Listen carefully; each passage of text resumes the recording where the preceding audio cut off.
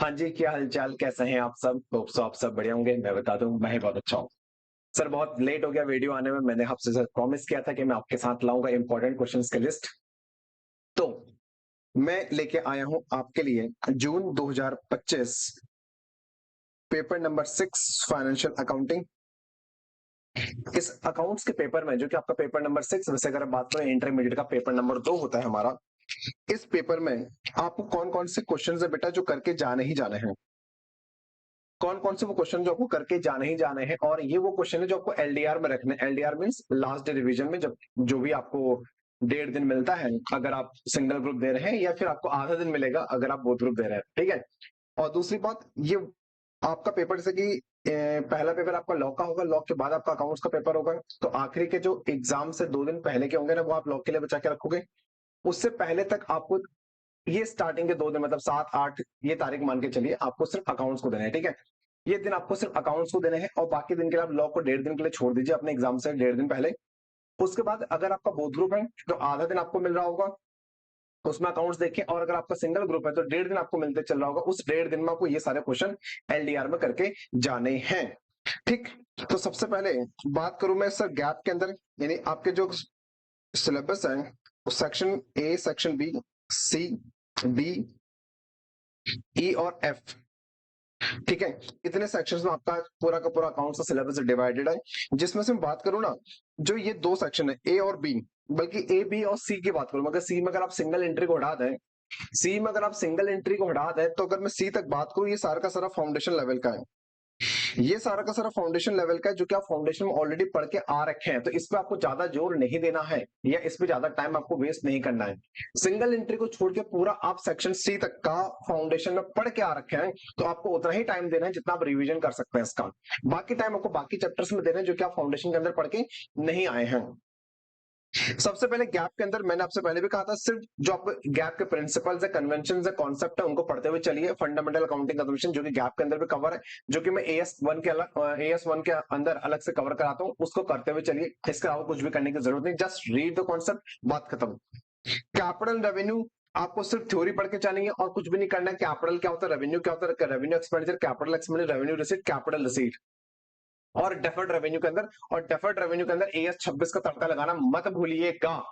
अगर deferred revenue का question आता है थ्योरी में तो एएस 26 का तड़का लगाना मत भूलिएगा, क्योंकि बचपन से मैडम ने एडवर्टीजमेंट पढ़ा रखा है डेफर्ड रेवेन्यू में। उस एडवर्टीजमेंट के कॉन्सेप्ट को गलत प्रूव करके आना और एएस 26 का तड़का लगा के आना।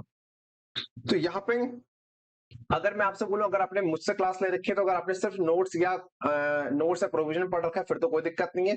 इसके अलावा अगर आपको जोश लाना है, जोश मतलब कॉन्फिडेंस बिल्ड करना अपना, तो वर्कबुक जो आपके इंस्टीट्यूट ने इशू कर रखी है, वर्कबुक का इलस्ट्रेशन 1, तो वर्कबुक का बेटा इलस्ट्रेशन 1 और इलस्ट्रेशन 1 और 2 आप यहाँ पे करते हुए चल सकते हैं, ठीक है? ध्यान से मेरी बात समझिएगा, ठीक है? तो वर्कबुक जो आपके इंस्टीट्यूट ने इशू करी है, डब्ल्यूबी का मतलब वर्कबुक और एसएम का मतलब होगा स्टडी मटेरियल, ठीक है? तो इंस्टीट्यूट ने जो वर्कबुक इशू किया बेटा, उस वर्कबुक में इलस्ट्रेशन 1 और 2 है। अगर आपको कॉन्फिडेंस अपना बूस्ट करना है और आप अच्छे से करना चाहते हो, आप इन दो को देख सकते हो, 2 इलस्ट्रेशन देख सकते हो। अदरवाइज ये भी देखने की जरूरत नहीं है, क्योंकि फाउंडेशन के अंदर ये आपने पढ़ रखा है, पूरी थ्योरी फाउंडेशन के अंदर आप पढ़ के आ रखे हैं, 11th के अंदर सेम चैप्टर आपने पढ़ रखा है, तो मुझे नहीं लगता यहाँ पे ज्यादा टाइम देने की कोई आवश्यकता है। जर्नल लेजर ट्रायल बैलेंस मैं चुपचाप बोलूंगा इग्नोर।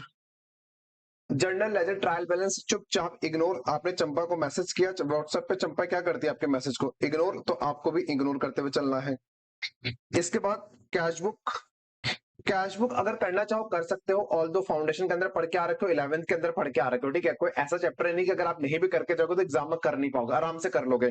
फिर भी आपके स्टडी मटेरियल में इलस्ट्रेशन 2 और 3 है, इसको करके चले आना, आपका काम हो जाएगा। इसके बाद बीआरएस में, बीआरएस के अंदर 11 से पढ़ के आ रखे हो बीआरएस, अभी भी नहीं दिक्कत, अभी भी दिक्कत है, अभी भी कॉन्सेप्ट क्लियर नहीं है बेटा, बहुत बड़ी दिक्कत है हमारे साथ में। 11th गया, 12th गया, फाउंडेशन तुम पास हो, उसका इंटरमीडिएट में तुम आ चुके हो और तुम्हें लगता है बीआरएस में तुम्हें दिक्कत है, तो समझ लो तुम कहां पर स्टैंड करते हो, ठीक है? तो अगर फिर भी दिक्कत है, स्टडी मटेरियल का इलस्ट्रेशन 4-5 कर सकते हो, वर्कबुक का इलस्ट्रेशन 10 आप देख सकते हो, यहाँ पे याद रखिएगा। डेप्रीसिएशन इलस्ट्रेशन स्टडी मटेरियल का 12, 13, 14 करके चले आना, पक्का पक्का याद रखिएगा।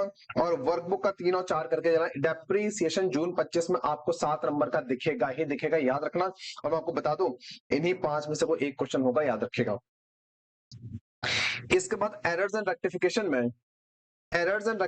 में आपको इलस्ट्रेशन देखना है स्टडी मटेरियल का 21, 22 और 23। 11 के अंदर एरर पड़ा है, फाउंडेशन के अंदर एरर एंड रेक्टिफिकेशन पड़ा है, इंटर में फिर से पढ़ रहे हो। मतलब इंस्टीट्यूट कह रहा है तुम लोगों से पास हो जाओ, पास हो जाओ, पास हो जाओ, और तुम लोग पढ़ के नहीं दे रहे हो, तो बाद में इंस्टीट्यूट को ब्लेम मत करना। और वर्कबुक का इलस्ट्रेशन 7 और 8 देख लेना। आपका 10 से 15 मार्क्स का वेट तो यही रखता है, 10 से 15 मार्क्स का वेट यही रखता है। आपको पता है 11th क्लास के बच्चे को अगर मैं बैठा दूं आज के दिन, एक 11th क्लास के बच्चे को अगर मैं बैठा दूं सीएमए के एग्जाम में, इंटरमीडिएट में, वो 11th क्लास का बच्चा आराम से बिना पढ़े सीएमए की बुक बिना खोले सीएमए इंटर के अकाउंट में बेटा 30 नंबर ला सकता है बिना पढ़े। कैसे सर? ये सब 11th का है 15 मार्क्स, ये सब 11th का 15 मार्क्स, यहां से फाइनल अकाउंट एनपीओ, ये सब 11th का है भाई। 50 नंबर का पेपर तो आपका 11th से बनता है आज भी। 50 मार्क्स का सीएमए इंटर का जो पेपर अकाउंट्स का, वो आज भी 11th क्लास का सिलेबस अपने आप में रखता है। और अगर उसके बाद भी अगर आप पास नहीं हो रहे हो, अकाउंट्स में 40 नहीं आ पा रहे, एग्जामिशन नहीं आ पा रही, तो बेटा बहुत बड़ी समस्या है आपके साथ में। ठीक है, इसके बाद बिल्स ऑफ एक्सचेंज, फिर से 11th class study material CMA का स्टडी मटेरियल 7, 8, 9 आपको देख के जाना है, और वर्कबुक का इलस्ट्रेशन 1 और 2 आपको देख के जाना है। कंसाइनमेंट अकाउंटिंग एक नया चैप्टर था फाउंडेशन के अंदर, वहां से पढ़ के आ रखे हो। इंटर में आपने फिर से सेम चीज पढ़ा है, तो illustration 10, 14, 17, 19 study material CMA inter paper number 6, workbook का 4, 6 और 7 ये आपको देख के जाना है।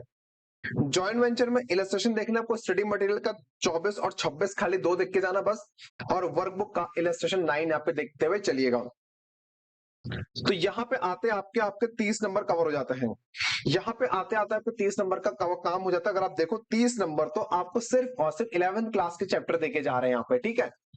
क्योंकि देखो बेटा हार्डवर्क ज्यादा इंपॉर्टेंट होता है स्ट्रेटेजी, ठीक है। आप वो टाइम नहीं कि जब मैं आपसे आप क्लास में कहता हूँ कि नॉलेज के पीछे भागो, नॉलेज के पीछे भागो, बिना स्किल के कुछ नहीं होगा। अब मैं नहीं बोलूंगा एग्जाम के 5 दिन पहले, अब तो बेटा पहले पास होना है ना, अब पहले पास होना है, तो इस समय आपका पूरा फोकस होना चाहिए पास होने में। फाइनल अकाउंट, ये सोल ट्रेडर वाला है 11th क्लास का जो फाइनल अकाउंट है आपका, इसका आप इलस्ट्रेशन देखेंगे 4 और 6 स्टडी मटेरियल का, और इलस्ट्रेशन 6 और 7 आपके वर्कबुक का। एनपीओ, एनपीओ के अंदर आप इलस्ट्रेशन देखेंगे 14, 16, 17, 19 और 21 स्टडी मटेरियल के, और वर्कबुक का इलस्ट्रेशन 9 और 10 देखते हुए चलेंगे। इसके बाद सिंगल एंट्री, सिंगल एंट्री में इलस्ट्रेशन देखेंगे स्टडी मटेरियल का 22, 26, 28 और 29, और वर्कबुक का 1, 2 और 3। याद रखिएगा सिंगल एंट्री बहुत बहुत बहुत ज्यादा इंपॉर्टेंट है इस अटेम्प्ट के लिए, ध्यान से मेरी बात समझिएगा, सिंगल एंट्री पक्का पक्का करके जाना। इसका पार्टनरशिप, जो कि मुझे पता है 90% आप छोड़ के जाओगे, फिर मैं बोलूंगा छोड़ने की जरूरत होती नहीं है। एडमिशन रिटायरमेंट के अंदर इलस्ट्रेशन देखेंगे आप 9, 13, 14, 16 स्टडी मटेरियल पेपर नंबर 6, और वर्कबुक का इलस्ट्रेशन 9 और 10 आप देखते चले होंगे। इसके बाद डेथ के अंदर, डेथ के अंदर आपको क्या देखना है, डेथ ऑफ पार्टनर में आपको स्टडी मटेरियल का इलस्ट्रेशन देखना है, कौन सा 19 एंड 20, और वर्कबुक का इलस्ट्रेशन 1 और 2 आपको देखना है। डिसोल्यूशन में, डिसोल्यूशन के अंदर इलस्ट्रेशन देखना आपको 24, 27, 28, 29, और वर्कबुक, ये आप मेरे ख्याल से वर्कबुक में आप है नहीं मेरे ख्याल से, ठीक है। वर्क में पार्टनरशिप के ऊपर ज्यादा है नहीं, इसको आप कट मारिए यहाँ से, हाँ इसको कट मारिए चुपचाप, और आपको वर्कबुक में सिर्फ इलस्ट्रेशन 9 और 10 देखना है, पार्टनरशिप के वर्कबुक में और कुछ भी नहीं देखना है।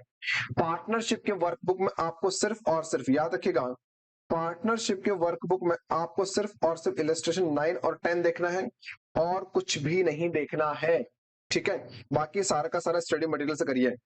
पीस मिल डिस्ट्रीब्यूशन स्टडी मटेरियल 31, 33 और 36 करके जाना है।